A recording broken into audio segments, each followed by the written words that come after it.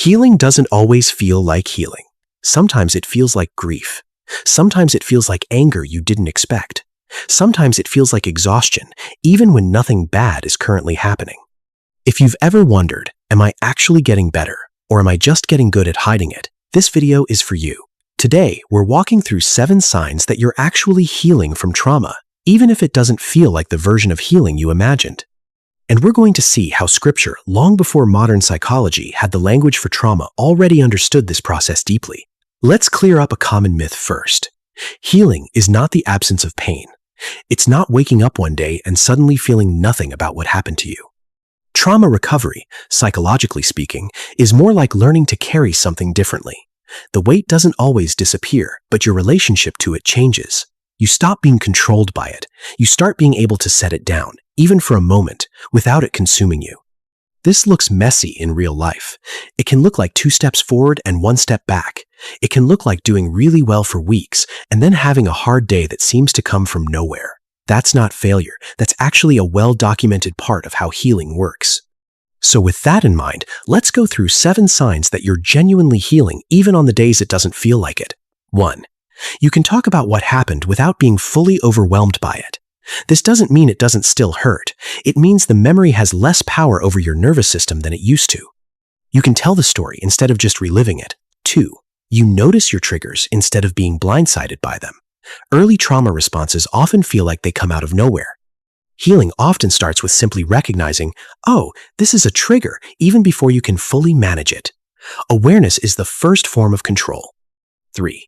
You're able to feel a wider range of emotions, not just numbness or fear. Trauma often narrows our emotional range down to survival mode, fear, numbness, hypervigilance. As healing progresses, joy, curiosity, and even boredom start to return. That range is a sign your nervous system is settling. 4. You're setting boundaries you didn't used to set.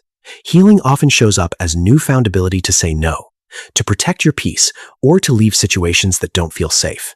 This is not coldness, it's self-respect returning. 5. You feel grief for what happened, instead of just fear of it. Fear keeps us stuck in survival. Grief is actually a sign of processing. It means part of you has moved from I need to survive this to I am allowed to mourn this.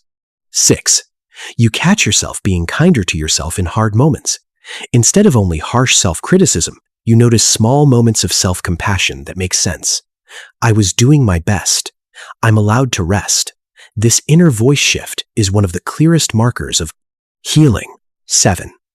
You can hold hope for your future, even a small amount. Trauma often collapses our sense of the future into something fearful or unimaginable. Healing often starts as the smallest flicker of hope, not a full return to optimism, just enough to imagine tomorrow might be okay. Scripture doesn't just acknowledge this kind of pain, it walks through it in detail, long before psychology had formal language for trauma.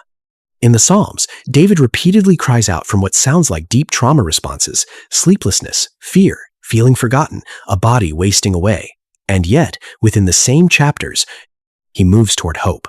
Sometimes mid-sentence, sometimes verse by verse. That pattern, pain and hope coexisting, not one replacing the other, mirrors exactly what real healing looks like. Joseph's story is another example. Sold into slavery by his own brothers, falsely imprisoned, forgotten for years, his healing wasn't instant. But by the time he reunites with his brothers, he's able to say his suffering was met by God's purpose, without erasing that real harm happened to him. That's not toxic positivity. That's integration, holding both truths at once. And in Isaiah, God is described as one who binds up the brokenhearted, not one who pretends the brokenness never happened, but one who tends to it directly, wound by wound.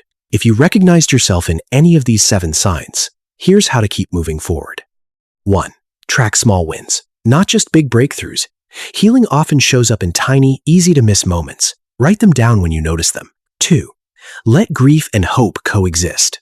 You don't have to choose one. Scripture models both at once, and so can you. 3. Find a safe community. Not just private prayer healing rarely happens in total isolation. A trusted friend, support group, or therapist can hold space prayer alone sometimes can't. Be patient with the nonlinear parts. A hard day doesn't erase your progress. It's part of the same process. If today reminded you that healing doesn't have to look perfect to be real, you're not alone in this. Subscribe to Grace 2. Grow every week. We explore one mind and one scripture at a time. Let's grow together.